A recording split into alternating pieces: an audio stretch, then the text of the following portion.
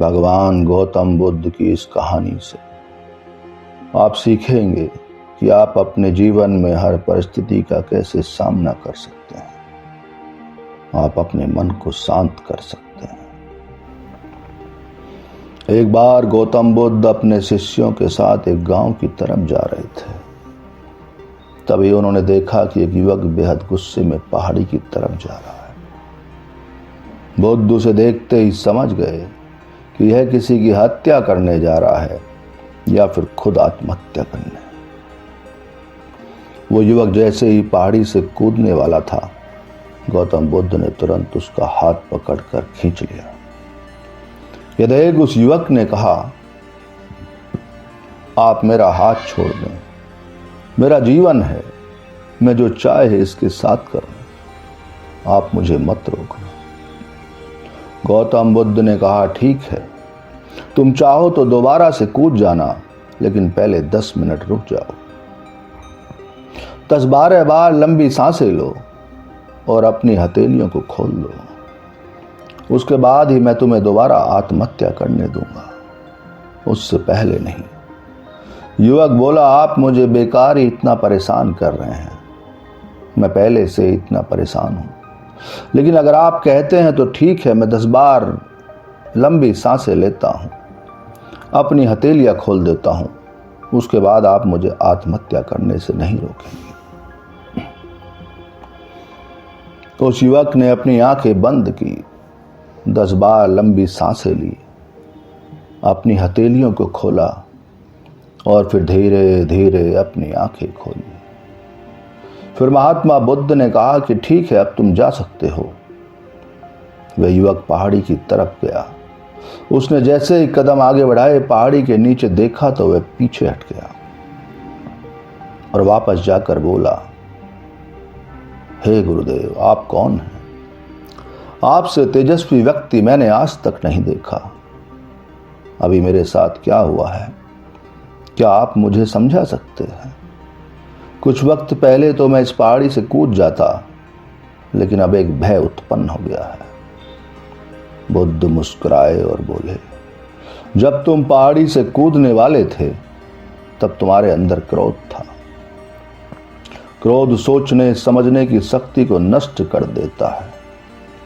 हमारी बुद्धि उस वक्त काम करना बंद कर देती है। उस समय तुम फिर वो करते हो जो तुम्हारा मन कहता है। उस समय तुम क्रोधित, तुम्हारा मन एक जगह नहीं था। उस समय तुम खुद को खत्म कर देना चाहते थे, लेकिन जब तुमने अपनी आंखें बंद करके लंबी सांसें और अपनी हथेलियों को खोला, तब तुम्हारा दिमाग और मन दोनों शांत हो गया और तुम्हारी नकारात्मक ऊर्जा सकारात्मक ऊर्जा में बदल गई, जिसके कारण तुम्हारी बुद्धि को नियंत्रण प्राप्त हुआ और तुम सही निर्णय लेने में सक्षम हो सके। युवक बोला, आप कौन हैं? महात्मा बुद्ध ने कहा, इस जगत के लोग मुझे बुद्ध कहते हैं। युवक बुद्ध के चरणों में गिर गया और बोला कि हे बुद्ध, आप मुझे अपनी शरण में शामिल कर लें। मैं तो अपने पिता को सबक सिखाना चाहता था, इसलिए आत्महत्या करने जा रहा था। बुद्ध ने युवक से कहा, आत्महत्या करके कोई शरीर के साथ कुछ भी नहीं कर सकता। जब तक हमारे पास यह शरीर है, हम कुछ भी कर सकते हैं, लेकिन यदि यह शरीर नहीं होगा तो हम कुछ भी नहीं कर सकते। युवक कहता है, आप सही कहते हैं बुद्ध, लेकिन आप नहीं जानते, मेरे पिता ने मुझे बहुत अपमानित किया है। वे मुझे हर बात पर टोकते हैं। बचपन में वो मुझसे बेहद प्रेम करते थे। उसके बाद उन्होंने मुझे शिक्षा प्राप्त करने के लिए गुरुकुल भेज दिया। मैं हमेशा सोचता था कि मैं गहन अध्ययन करके उनका नाम रोशन करूंगा और मेरे पिता ये सब देखकर बहुत खुश होंगे। जब मैं शिक्षा पूरी करके वापस आया, तब मैंने अपने पिता को बताया कि मैंने सारे शास्त्र, वेद, उपनिषद कंठस्थ कर लिए हैं और मुझसे बड़ा ज्ञानी कोई नहीं है। तब वो खुश होने की जगह मुझसे कहते हैं कि अपने आप को ज्यादा ज्ञानी होने के भ्रम में मत डालो, ना ही खुद में अहंकार लाओ। मैं तो उन्हें दिखाना चाहता था कि मैंने कितना गहन अध्ययन किया है। मैं बड़े बड़े शास्त्र में जाने लगा सभी मेरे ज्ञान से प्रभावित होने लगे। सभी ने मुझे महान ज्ञाता माना, लेकिन मेरे पिता ने नहीं माना। वह मेरे साथ शास्त्र के बीच पहुंच जाते और मेरे बताए गए ज्ञान में कुछ ना कुछ कमी निकालते और सबके आगे मुझे अपमानित करते। वो मेरे साथ रहने वाले मित्रों को भी अपमानित करते, यह कहकर कि वो मेरा जीवन बर्बाद कर देंगे। क्योंकि वह मेरा साथ देते थे, मेरे ज्ञान की प्रशंसा करते थे। मैं समझ नहीं पा रहा था कि वे ऐसा क्यों कर रहे हैं। तब मेरे मित्रों ने मुझसे कहा, क्योंकि वे मेरे जितना ज्ञान अर्जित नहीं कर पाए, इसलिए वो मुझसे ईर्ष्या करते। एक दिन मेरी उपाधियों के कारण मेरे मित्रों ने मुझे मदिरापान कराया। यह बात मेरे पिताजी को पता चल गई। वो ढूंढते ढूंढते वहां पहुंच गए और मुझे सबके सामने थप्पड़ मार दिया। मुझे बहुत अपमानित महसूस हुआ। तब मैंने ये तय किया कि मुझे मेरे पिताजी को सबक सिखाना है और मैं यहाँ आत्महत्या करने आ गया। क्योंकि एक पिता के लिए इससे बड़ा सबक क्या होगा जब वे अपने बेटे की अर्थी को उठाएंगे। तब उन्हें एहसास होगा कि उन्होंने क्या गलती की है।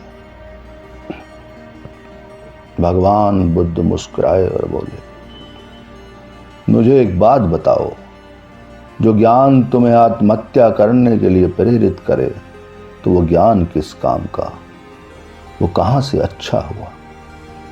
जो तुम्हें गलत काम को करने से नहीं रोक पा रहा।